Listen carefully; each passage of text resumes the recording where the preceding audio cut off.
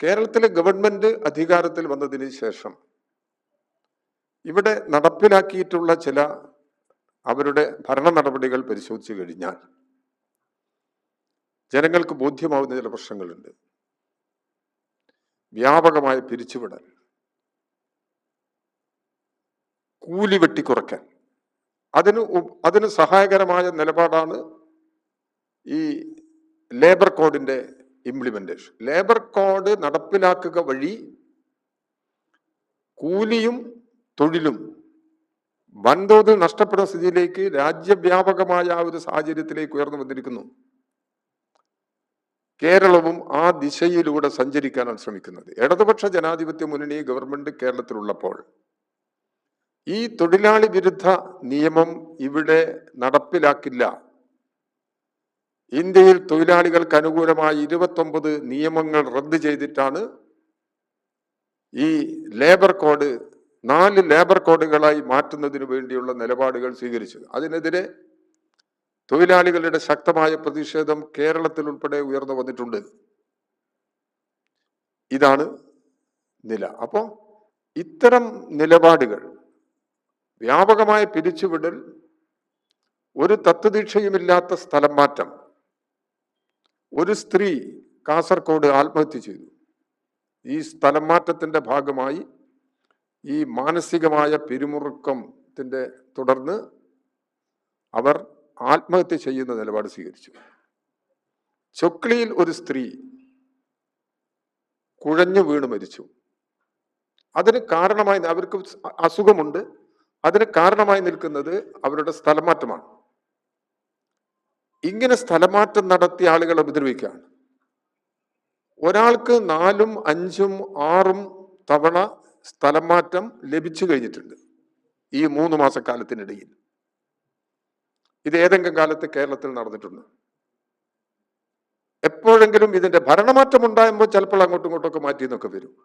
ഇതങ്ങനെയാണ്. സംഘടനയുടെ നേതാക്കന്മാർ ആവശ്യപ്പെടുന്നതിനനുസരിച്ച് അത് ഉത്തരവിൽ വരെ കോട്ട് ചെയ്യാം, സ്ഥലമാറ്റം നടത്തുകയാണ്. എന്തിനു വേണ്ടി? ആർക്ക് വേണ്ടി? ഈ സ്ഥലമാറ്റം കൊണ്ട് ഭരണരംഗത്ത് വല്ല മാറ്റവും ഉണ്ടായോ? ഇപ്പം എല്ലാവരെയും വേദനിപ്പിച്ച സംഭവമാണല്ലോ കേരളത്തിൽ ഉണ്ടായ ഈ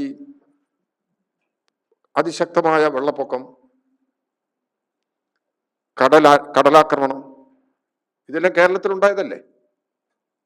ഈ കടലാക്രമണത്തെ തുടർന്ന് 3 പേർ, കടലും പ്രക്ഷുബ്ധമായതിനെ തുടർന്ന് 11 മത്സ്യത്തൊഴിലാളികളെ കാണാതായി. അതിൽ 8 മത്സ്യത്തൊഴിലാളികളെ കിട്ടി, അവരുടെ മൃതശരീരം കിട്ടി. 3 ആളുകൾ കടലിൽ ഇങ്ങനെ കാണാതായിട്ടുള്ള ആളുകളെ ആഴ്ചകളോളം കാത്തിരുന്നിട്ട് കണ്ടുകിട്ടിയിട്ടുണ്ട്. എന്ത് സംഭവിച്ചു എന്ന് എങ്ങനെ കണക്കാക്കാൻ കഴിയും? അപ്പൊ എന്താണ് ചെയ്യേണ്ടത്? ഒരു ഉത്തരവാദിത്തമുള്ള ഗവൺമെന്റ് എന്താ ചെയ്യേണ്ടത്? ഇങ്ങനെ ഒരു അപകടമുണ്ടായി.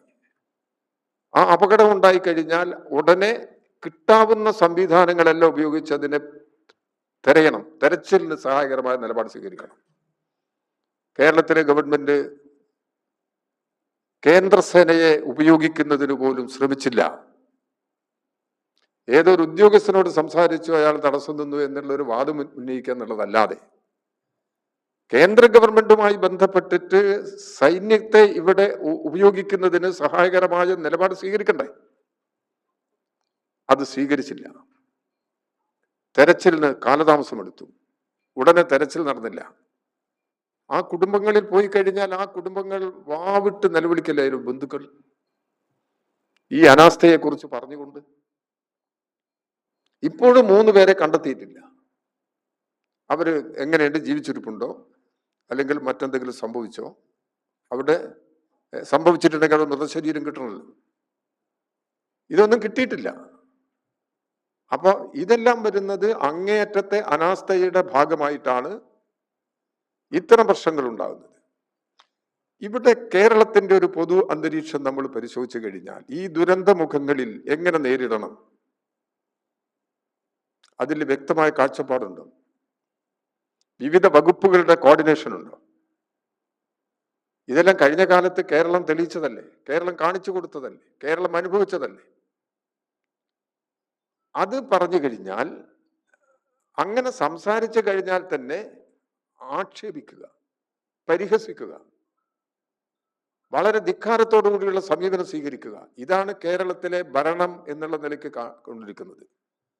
ആരോഗ്യ മേഖലയിൽ ഉണ്ടായിക്കൊണ്ടിരിക്കുന്ന തകർച്ച.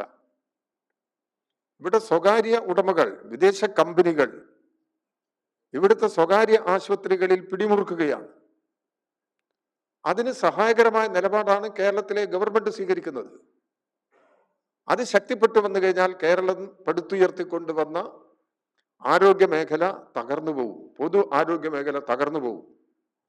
ആ അപകടകരമായ സ്ഥിതിയിലേക്ക് കേരളത്തെ കൊണ്ടുപോകുന്നതിനാണ് ഇവിടെ ശ്രമിച്ചുകൊണ്ടിരിക്കുന്നത് എന്നുള്ളത് നമുക്ക് കാണാൻ സാധിക്കും.